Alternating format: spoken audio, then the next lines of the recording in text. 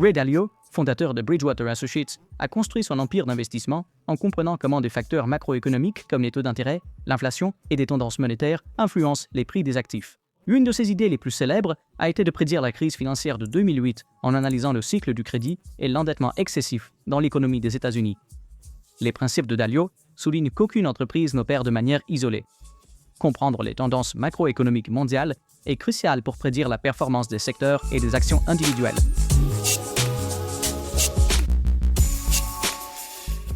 Le macro global se réfère à l'analyse des facteurs économiques et géopolitiques à grande échelle qui influencent les marchés financiers. Ceux-ci incluent les taux d'intérêt, l'inflation, la politique budgétaire et monétaire, les mouvements de devises et les dynamiques du commerce international.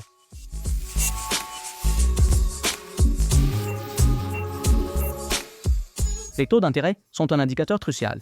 La hausse des taux d'intérêt nuit souvent aux actions, surtout aux actions de croissance, tandis que la baisse des taux d'intérêt tend à les soutenir. L'inflation est un autre facteur clé. Une inflation modérée soutient les bénéfices des entreprises, tandis qu'une forte inflation peut éroder les marges bénéficiaires et réduire les dépenses des consommateurs. La croissance du produit intérieur brut ou PIB joue également un rôle majeur. Une économie en croissance stimule généralement les prix des actions, tandis qu'un ralentissement de la croissance ou une récession peut les déprimer. Les données sur l'emploi signalent la force ou la faiblesse économique et ont un effet direct sur les secteurs axés sur la consommation. La politique de la Banque centrale, y compris les décisions d'institutions telles que la Réserve fédérale ou la Banque centrale européenne, impacte la liquidité du marché et le sentiment des investisseurs.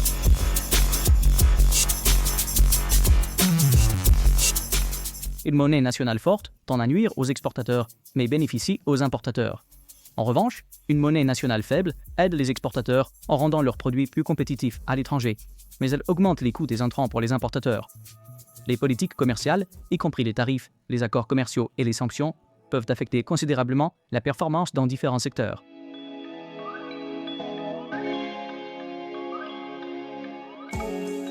Les conflits géopolitiques peuvent provoquer une volatilité à court terme des marchés et orienter l'attention des investisseurs vers des actifs refuges.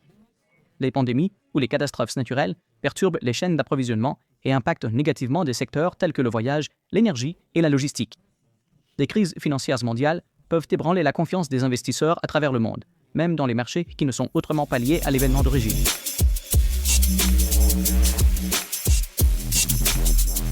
Pour intégrer l'analyse macroéconomique dans la sélection d'actions, commencez par analyser la sensibilité d'une entreprise ou d'un secteur au taux d'intérêt ou à l'inflation.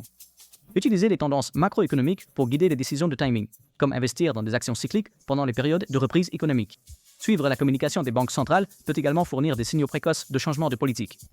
L'analyse macroéconomique mondiale aide les investisseurs à comprendre non seulement l'entreprise, mais aussi le monde dans lequel elle opère.